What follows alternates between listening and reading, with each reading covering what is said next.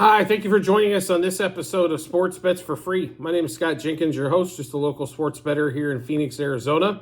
And hopefully today with our picks and your picks, it's going to be another profitable day for you.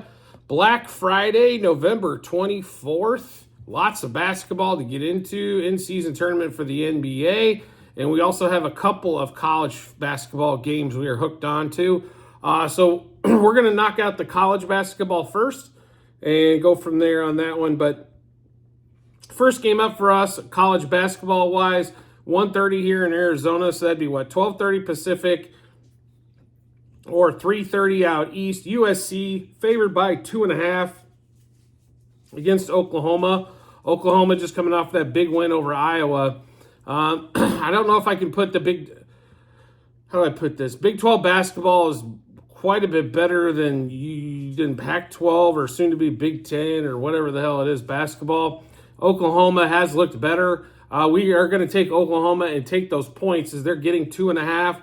So we will take Oklahoma money line first half and then Oklahoma plus 2.5 for the game.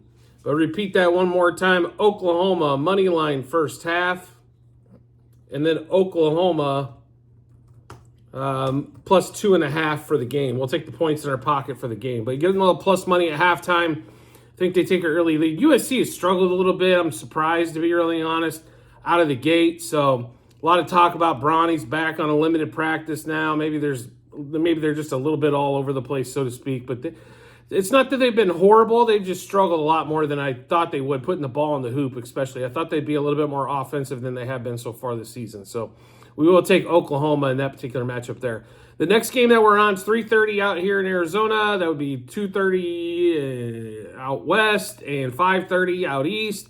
Baylor playing not at Florida, his tournament game. Baylor favored by 2.5. I'm going to tell you right now, Baylor's beat some good teams already on their stretch. So we really like Baylor here. Seasoned team. Should be able to do about anything that they want to do, I think, in this game. There's no big deficiency or anything like that. So we will take Baylor minus a half, first half, and then minus 2.5 for the game. One more time.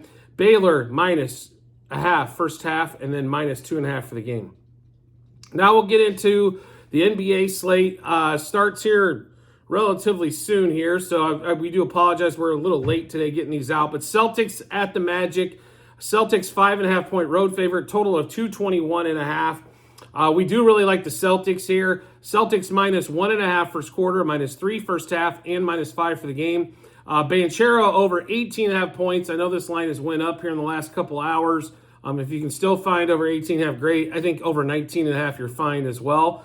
But in that Celtics matchup, Celtics minus 1.5 first quarter, minus 3 first half, and minus 5 for the game. And then Banchero was the only player prop that we liked. That we thought was some good value there, over 18.5 points. Next game up, Suns at the Grizzlies. Important game for the Suns as they need to pounce the Grizzlies if they plan on moving forward in the in-season tournament. They're a 6.5 point favorite in Memphis, 220 total. We really like this matchup as well. Ever since Booker came back, they've kind of got some defined roles for the Suns, and the Grizzlies have been a hot mess to say the least. And I don't even think when Morant comes back, they're going to get this fixed. They got some serious issues, put it to you that way. Might be the best way to put that. So we will take the Suns minus 1.5 first quarter, minus 3.5 first half, minus 6 for the game. We also like KD over 28.5 points. We like Booker over 7.5 assists, as he seemed to be more of a point guard since he came back. A couple of 15 assist games. And then Booker and KD over 41.5 par, which is points, assists, rebounds combined. So one more time in this Suns-Grizzlies game. Suns minus 1.5 first quarter, minus 3.5 first half, minus 6 for the game. KD over 28.5 points. Booker over 7.5 assists. KD and Booker over 41.5 par, points, assists, rebounds combined. They have played well. They have not got this completely figured out by any stretch of the imagination. They turn the ball over a ton, and they don't play a lot of D. So they're going to have to figure out how to fine-tune that defensively. It's probably going to have to be with rotation. And then also figuring out how to turn the ball over. They're extremely loose with the ball. And when you go against good teams, that's killer. So they got things to work on there for the Suns. I still, we bet the under 51.5 wins at the start of the seaon. I really think 50 wins is kind of where their cap is. So 50 and 32 should probably put them somewhere between a 2 and 5 seed in the West, and then kind of let the chips fall where they may from there, and then make their playoff run with the 2 outstanding, or hopefully 3 if Beal ever plays, outstanding players. But it's going to take some time, and when Beal comes back, it's going to take some time as well to kind of figure out rotation-wise where he fits and what his role is. Roles are extremely important. When everybody seems to be on the same page and they know their role, you'll notice how the teams just seem to click, especially offensively, and then also on the defensive side of the ball. But offensively especially, they seem to flow a lot better, and it's not so herky-jerk. Like, you'll see a lot of teams most of the season, they end up a complete herky-jerk because they never figure it out. Like, for example, if you've watched Charlotte at all this year, a lot of herky-jerk type of stuff.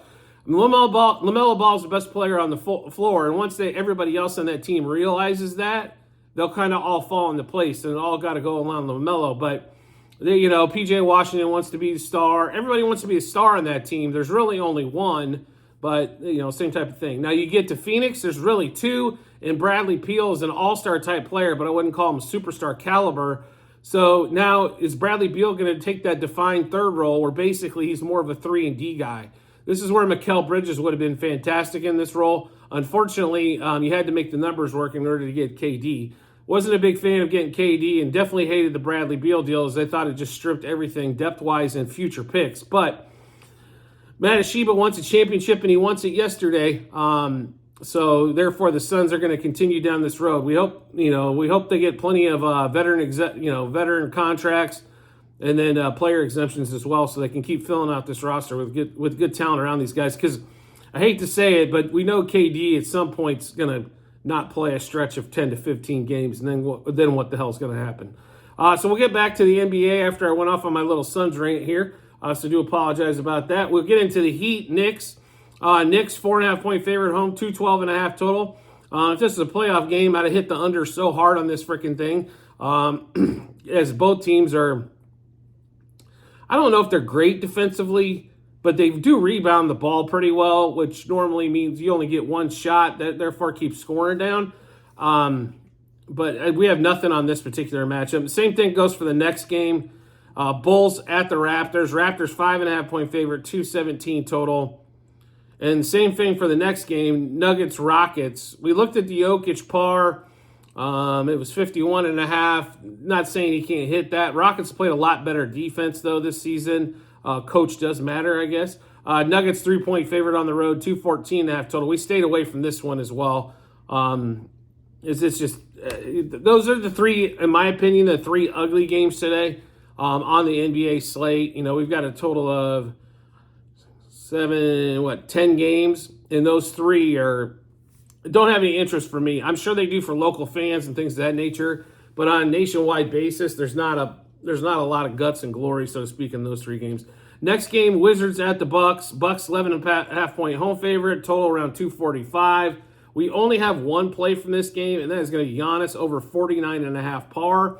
Once again, in that Bucks-Wizards game, Giannis over 49.5 par points, assists, rebounds combined in that particular matchup. He finally didn't hit it, as he didn't score 35 in the last game. I just think the Wizards won't stand in his way at all. He should have an easy 35 at the end of the third quarter. The question, then the rest of it boils down, do I get 15 points, assists and rebounds combined? Next game up, though, we are highly invested in. That would be Pistons-Pacers, as we mainly are so far this season, as we like riding the Halliburton train, as it has been extremely profitable. So Pacers, 7.5-point home favorite, 243.5. They have already advanced in the in-season tournament, but they're not playing for in-season tournament. They're playing for playoffs. This line has went back and forth. It's back up to 243.5 after we got it at 242.5 on the total earlier. But we did take the Pacers -2 first quarter, Pacers -4 first half, and -7.5 for the game. Pacers, the total over 59.5 first quarter, total over 119 first half, and total over 242.5. I think this game's probably going to end up in the 250s, so there's still some value there at the 243.5.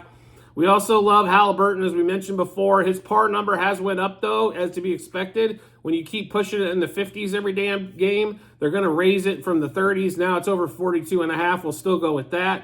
Halliburton over 3.5 threes. If he keeps shooting the three this well, he's definitely going to be an all-star, I think. So, and then Asir Thompson over 8.5 rebounds. He's been a good, excellent rebounder. The problem is his rebound prop lately has been around 10, 9.5, 10.5. Definitely like the over at the 8.5. I think he's good for 9, 10 rebounds a game. He should be able to get, there's going to be a ton of shots in this game, which means a ton of rebounding opportunities.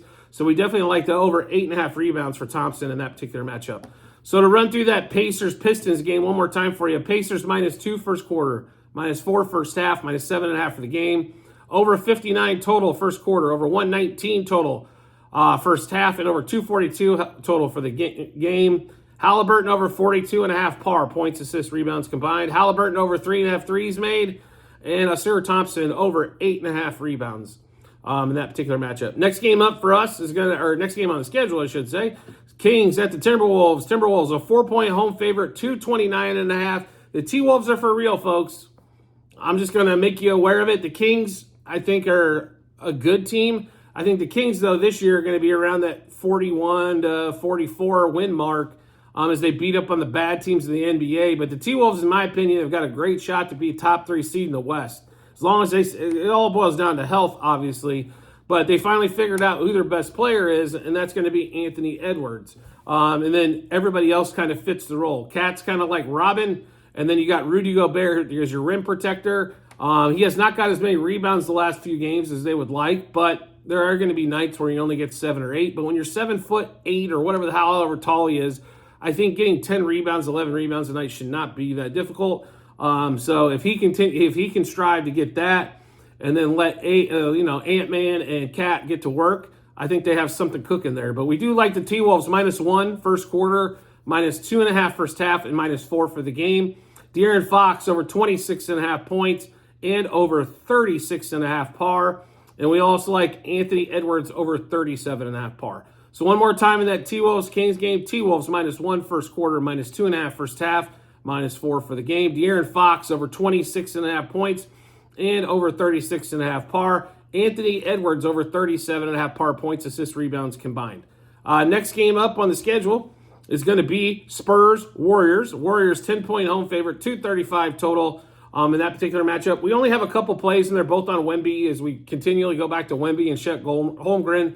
As you know, when you make money on bets, it's hard to stay away from them, right? So we do like Wemby over 1.5 blocks. That is going to be our best bet of the day. Wemby over 2.5 turnovers. The numbers came down from 3.5. It's not the 1.5 that we absolutely drilled at the start of the season, but over 2.5 and only -130. So one more time in that game, Wemby over 1.5 blocks.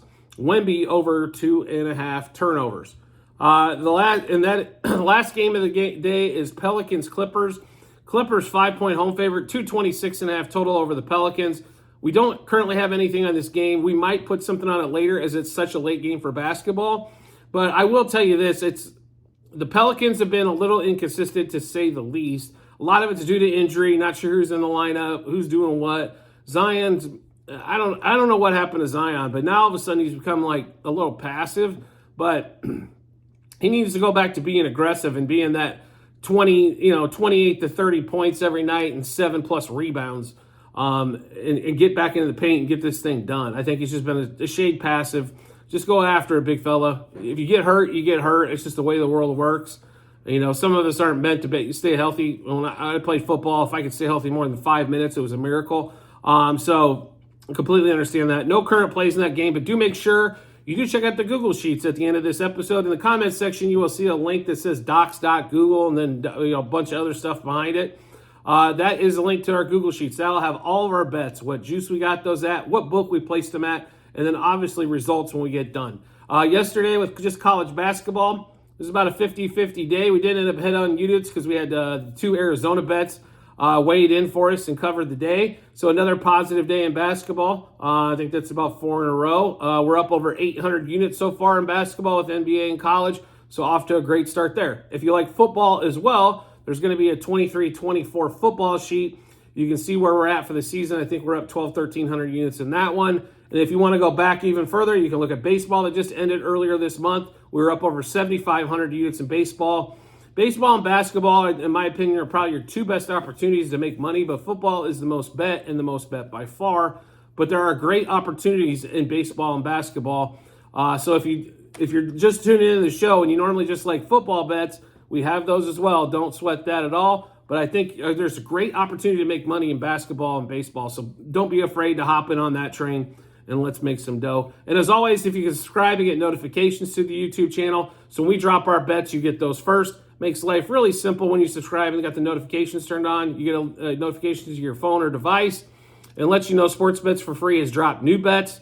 Then you get plenty of time to match them up with your bets and give you that ton of confidence you need heading into the betting app or betting window. We do appreciate everybody's support as always and look forward to seeing you on the next episode.